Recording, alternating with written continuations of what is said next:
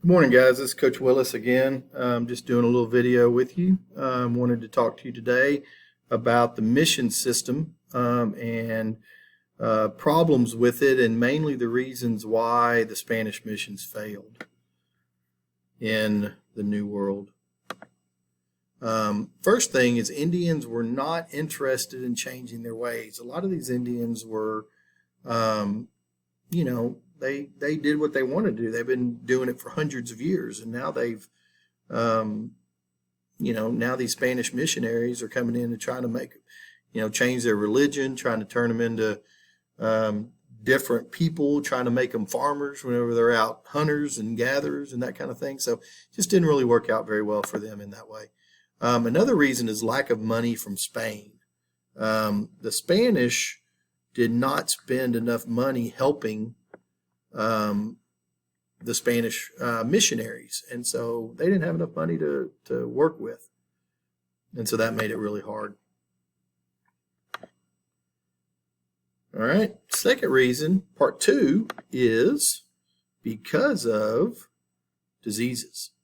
I know you can't read it there. I think this thing's in the way, but anyway, the diseases killed many Indians. And so it also always left a bad taste in their mouth, and they really didn't, they really didn't trust the missionaries. So, because so many of them were dying because of it. So, that is one of the reasons why the mission system didn't survive. Go on to our next slide here. All right. So, another problem was that the only accepted religion for the Spanish during the exploration and colonization period was Catholicism. And so the Catholic religion was not something that the Indians were used to. The Indians were, if we have a little definition right here, the Indians were polytheistic, which means that they believed in many gods. And of course, we know that Catholicism believes in one God. So they were monotheistic, which is totally different for the two groups. Here's what a mission looks like. We have some famous missions still surviving in Texas. Some of them are being used as churches today. Many are just used as museums and places for people to look at, sometimes part of national parks and so on. This is La Bahia. This mission moved from the coast down the Guadalupe River because of conflicts with Indian tribes. It was the initial place that it was located had lots of problems dealing with the Karankawa. So they had to move and to get away from the Indians. And so obviously this is not the original one. This is one that was built in the present day site that was down the Guadalupe River. This is Corpus Christi de la Isleta. This is the first mission built in West Texas in 1682, built mainly for the Tigua Indians.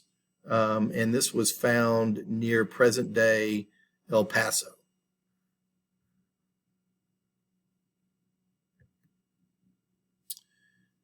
All right, this is known as San Francisco De Los Tejas. This was the first mission built in East Texas. It was made by Natural Resources. You can see what kind of resources they had in East Texas. You're talking logs, big pine trees, those kind of things, and that's what the mission was built out of. It was built for the Tejas Indians in 1690 by Father Damien Massanet and Alonso de Leon, a Spanish governor. Father Damien Massanet is one of the most famous of the missions, and probably some of the most one of the most popular.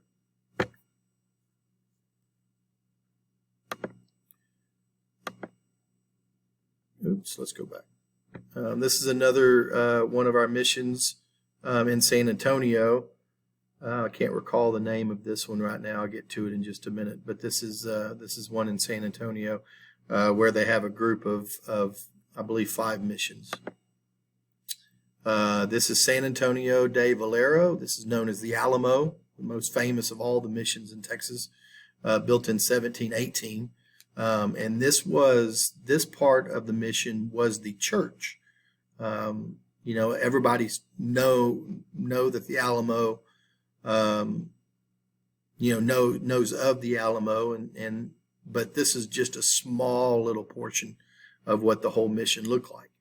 This was just the church. So just like we did on our drawings, we saw that there was a whole thing that went along with the missions. It was all the different parts of the mission system was there at the Alamo. All right, so how and why it all got started. We're talking about the missions there, how and why these missions got started. So we have European expansion in North America. Most European nations wanted some part of it. So you see in green there, you got the Spanish and you got Portugal. Most importantly, we have the blue up in North America in this area up here. And that's the French. Spanish are over here. And then the red is all Britain. So Great Britain. So that's where you start seeing the colonization part of it in whenever we talk about the colonies and in American history coming a little bit later. All right, so let's talk about the French. We spent a whole lot of time talking about the Spanish, but we need to talk about the French a little bit. So we have Fort St. Louis, all right, because of LaSalle exploring the Mississippi River, he established the first French settlement built in Texas in 1685, and it was known as Fort St. Louis. And so you can see it is kind of down by, this is called Lavaca Bay, down by Port Lavaca. And this is Fort St. Louis right here. And this is, if you remember, stuck right in the middle of the Spanish missions. So this is going to create some conflict.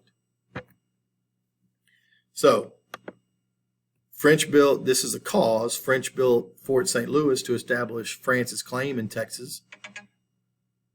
And then you've got Spanish built missions to protect the area from the French and bring Catholic religion and Spanish culture to the Indians. So this was kind of the cause and effect of what was going on there. And so they made sure that they had to, they had to counteract each other's pressure, because they didn't want, the Spanish didn't want the French moving into their area and taking over their land. So the Spanish decided to build the missions to create a stronger stronghold into Texas. So why? Because the Spanish were concerned about French settlements, and the Spanish missions built to confirm Spanish claims there. That's what I was talking about, the stronghold. So they wanted to make sure that they had as much power and as much of a hold of Texas as they could get to keep the French out. Because you saw on that previous map how much land the French had already claimed in North America.